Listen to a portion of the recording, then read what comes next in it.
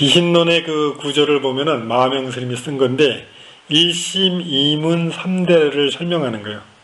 이것은 뭐냐면은 우주 만물의 근원을 일심, 중생의 한 마음으로 치고 그 중생의 한 마음에는 두 가지 마음이 있다 그러는데 그게 하나가 심진여문이고 하나가 생멸문이요. 생멸문. 그래서 진여문을 쓰는 사람은 무심을 쓰는 사람이고 생멸문을 쓰는 사람은 범부의 마음이에요. 그러니까 생멸문을 범부가 어떻게 쓸까? 누가 나한테 좋은 얘기를 하고 나한테 나를 인정해주면 마음이 기뻐서 그 사람한테 좋은 마음이 일어나서 이 사람 좋다고 하는 마음이 딱 생해. 근데 시절인연이 좋지가 않아가지고 그 사람이 뭐 배가 고팠든 뭐 몸이 피곤했든 짜증이 나서 있을 때 내가 가서 그 사람한테 뭐라고 말하면 신경질적으로 되면 제가 나를 또 싫어하는 거네 해서 아까 좋아했던 마음이 사라지고 싫은 마음이 뚝 일어나.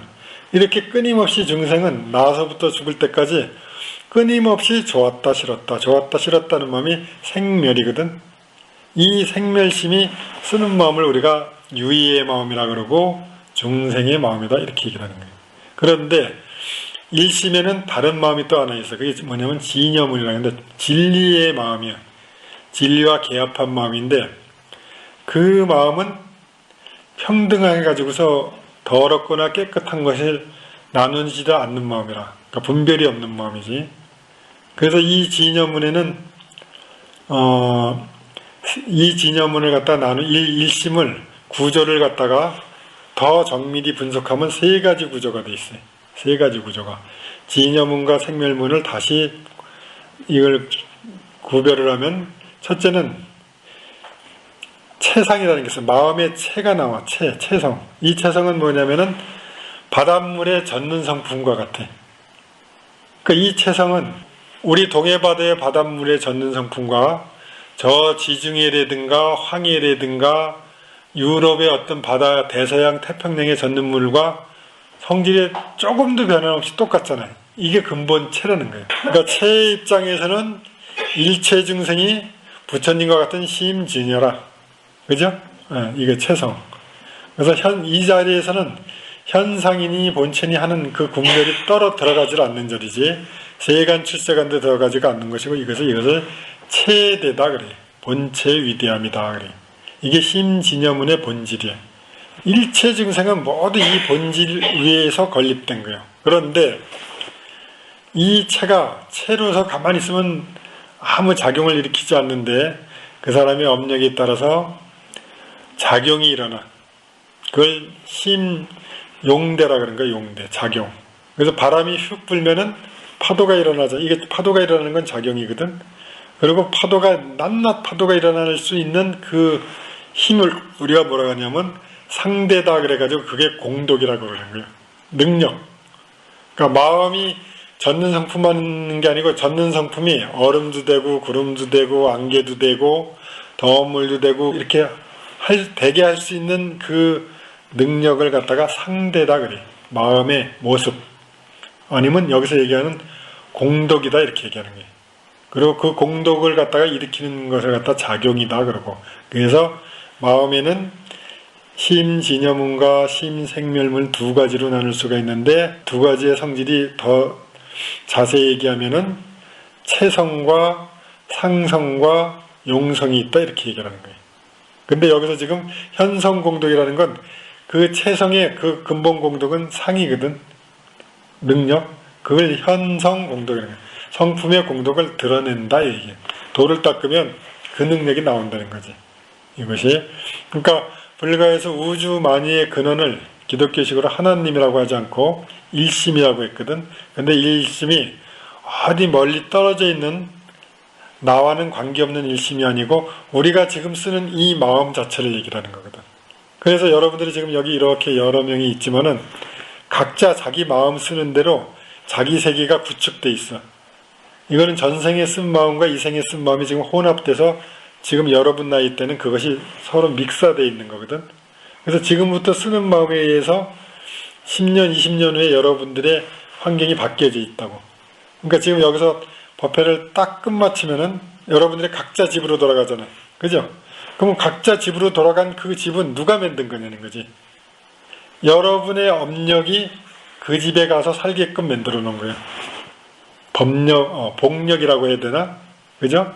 그래서 만약에 이제 돌을 닦거나 지혜를 닦는 사람은 이런 산속에 앉아 있고, 또 세간의 복을 좋아하는 사람은 압구정동 현대 아파트에 가서 살 수가 있고, 현대 아파트가 제일 좋은 아파트라고 내가 옛날에 들었거든. 지금은 안 그렇겠지만, 그러면 그게 그 사람의 업이요. 그러니까 전생에 쌓은 업과 이생에서 노력한 결과가 그 사람이 살고 있는 지금 그 집이라. 근데 이게 계속 유지가 되느냐 이거지. 유지가 안 돼. 왜? 그 집에 살면 알을 까잖아. 새끼를 여러 명 까면은 시집장가 보내려면 팔기도 해야 되고, 그지? 공부를 시키려면 돈을 집을 담보로 해서 대출을 받아서 이렇게 해야 되니까 끊임없이 변하는 거예요. 그 복이라는 게 고정불변한 게 아니고 그게 유의공덕이라는 거지. 유의공덕. 근데 무의공덕은 그런 영역에 속하는 것이 아니고 그 모든 것을 갖다 만들어낼 수도 있고 필요하면 나타나고 필요 없으면 사라지게 하는 공덕인데 그걸 현성공덕이라 이렇게 얘기하는 거예요. 그래서 최상용을 이제 다시 정리를 하게 되면은 이런 용어나 의미를 정확하게 알고 있어야 마음에 대한 이해가 쉽거든. 그래서 평등에서 염정이 둘이 아니고 현상과 본체나 세간과 출세간이 둘이 아닌 것을 체대다 그러는 것이고 마음의 본체라 그러고 우리 마음의 그 본체를 깨닫는 걸 우리가 견성했다 그러는 거예요. 왜냐? 그걸 깨달아야 그것 이외의 것에 내가 집착하거나 탐착하던 습관들이 사라져. 그것이. 그러기 전에는 뭔가 성취를 해서 마음을 행복하고 감각을 행복하게 만들려고 노력을 해. 그게 중생 노릇이거든. 그죠? 그러니까 여러분들이 집을 사도 남보다 큰 집, 멋있는 집 하는 거는 감각을 만족시키기 위해서 하는 거예요. 내가 느끼는 감각을 만족시키고. 근데 도를 깨달으면 누더기 옷을 입고 허름한 곳에 있어도 그 마음이 이렇게 세상 사람이 생각하는 그런 고통 같은 게 없어. 그 다음에 이제 무량한 공덕으로 성공덕을 갖추어서 갖추어 있는 것은 상대다 그런 거예요. 그러니까 내가 행한 만큼 나한테 뭔가 주어지게끔 만드는 그 공덕이 이 성공덕이라고. 상대라고. 그러니까 깨닫지 못했어도 내가 노력을 하면 노력한 만큼 나한테 뭔가 주어지잖아요. 그게 공덕이요. 우리 마음의 상대의 공덕이라고. 이게 대단한 거예요. 이걸 누가 주어지는 게 아니고 부처님이 주는 것도 아니고 또 무슨 귀신이 하나님이 주는 게 아니고 내가 행한 만큼 나한테 그것이 갖춰지게 하는 거. 그러니까 아이들이 대학을 들어가기 위해서 시험을 이렇게 열심히 치는데 어떤 애가 영리하게 열심히 노력하면 노력한 만큼 결과로서 나에게 다가오게 할 수 있는 공덕이 여기서 얘기하는 성공덕도 되고 그게 우리 마음의 모습이라 그게 우리 마음의 본래 모습이에요. 이거죠. 그 다음에 이제 일체 세간 출세간의 선악 인과를 갖다 만드는 작용시키는 것을 용대다 그러는 거예요. 그러니까 여기서 현성공덕할 땐 이 세 가지가 드러난다는 거예요. 도를 닦으면. 근데 전제 조건이 무심으로 닦아야 된다는 거지. 왜? 유심이라는 건 자기 개인적인 마음이기 때문에 하늘하고 통하질 않아. 통하질 않으니까 하늘에 있는 복이 나한테 올 턱이 없어. 무심은 개인을 파괴시키니까 나가 없으니까 세계와 내가 딱 합의돼. 그러니까 이 세계에 있는 건 뭐든지 갖다 쓸 수가 있는 거예요. 이것이. 그러니까 전에도 여러분들한테 기도하는 방법에 대해서 얘기한 적이 있어요. 이제 기도 공덕에 대해서. 그래서 이제 여기에서 우리 절에서 제사 안 지내고 불공안하고 기도를 안 한다 그랬더니 요번에 우리 사형사제들이 그거 어떻게 먹고 사냐고 어떻게 먹고 사냐 그래서 근근히 먹고 산다 그랬거든. 왜냐면 이제 그게 절제반의 3대 수의번이잖아 이제.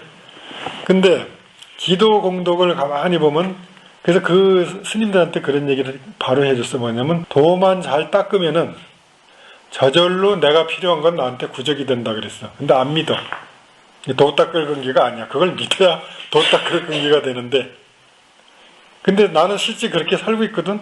도 닦는 거 외에는 한 게 없는데 내가 필요한 거는 저절로 갖춰지. 이게 무르공덕이라는 거예요. 이게 묘한 거예요. 믿지 않으면 할 수가 없고 머리로 계산해보면 전혀 가능성이 없는 거야. 그지? 근데 자기가 실천 수행을 해보면은 실제 내가 뭐 필요하다 그러면 누군가가 뭔가를 딱 갖다 줘. 내가 필요한 것을. 이게 무신공도. 이게 얼마나 편해. 내가 뭘 이렇게 딱 저장하고 있는 게 아니거든. 그지? 저장하고 있는 게 아니고 그냥 마음만 탁 하게 되면 그러니까 이 기도 원리가 이렇게 얘기를 해줬지 이제 우리 사제들한테. 마음을 만약에 개인적인 마음을 쓰게 되면 자기가 노력한 것만큼밖에 못 받는다. 근데 그 마음을 사라지게 하면은 천지사방에 있는 게 다 내 거다. 그러니까 만약에 기도를 하려면은 개인적인 기도는 절대 하지 말라 그랬어. 다만 이 마음이 성성하고 적적할 수 있도록만 하게 되면은 자연히 그 안에서 지혜도 나오고 뭐 필요한 것도 다 그 안에서 튀어나온다 이렇게 얘기했거든. 근데 이걸 믿을 수 있는 사람은 근기가 선한 사람이고 머리가 좋고 따지기 좋아하는 사람일수록 안 믿고 학력이 높을수록 또 안 믿어. 묘한 일이야. 학력이 높았다는 건 뭐야? 내가 쌓아놓은 정보가 너무 많다는 거지. 근데 그 정보로 그 정보가 미칠 수 없는 것을 갖다 해석하려니까 불신이 생기는 거지. 이것이. 이해가 가요? 그래서 기도를 할 때 여러분들이 제일 좋은 기도는 무심하기 위해서 하는 기도가 최고로 좋은 기도예요.